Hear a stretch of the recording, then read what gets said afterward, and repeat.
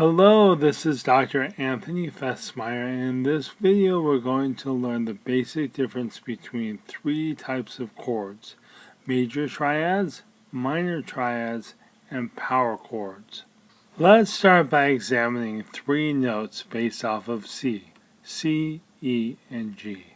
The measurement of the distance between two notes in music is known as an interval. And to understand these three types of chords, we need to understand two basic intervals: thirds and fifths. If we start on a C note and we count up three letters within the musical alphabet, C, D, E, we have the interval of a third from C to E. If we do the same thing starting on E, E, F, G, we have the interval of a third from E to G. Now there are two basic types of thirds that we use when we're building chords: major thirds and minor thirds. In order to understand these types of thirds, we need to come to the piano.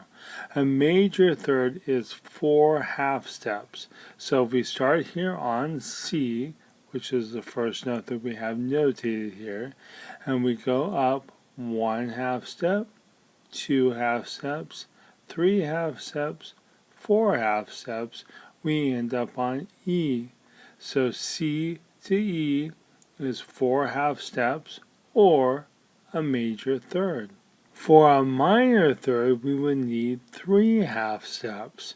If we start here on E, the second note of this chord, we'll find a minor third by counting 1, 2, 3 half steps and ending on G. 3 half steps equals a minor third. The formula for a major triad is 3 notes built in thirds. Thirds are easy to see on the musical staff because they're either space, space, space, or line, line, line. In addition to the 3 notes built in thirds, we need a major third as the lowest interval and a minor third as the upper interval, and that's what we have here for this chord. This is a C major chord since it is built from C.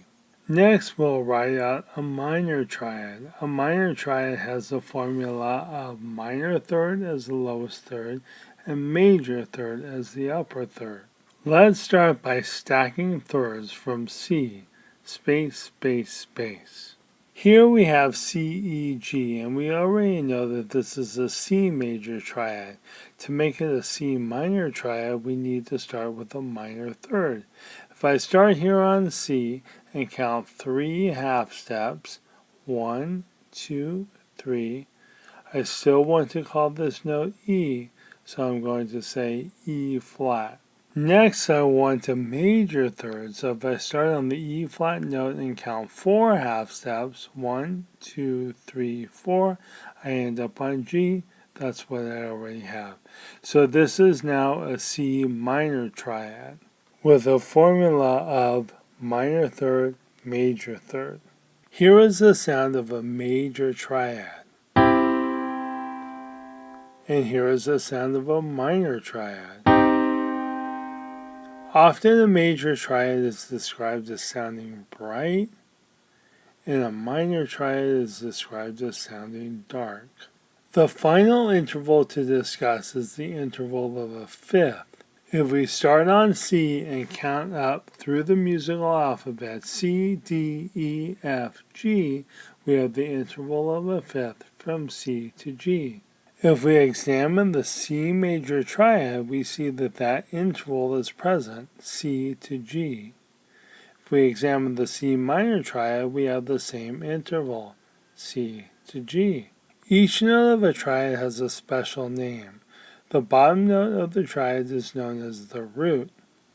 The next note up is known as a third because it's the interval of a third from the root, whether it's a major third or a minor third.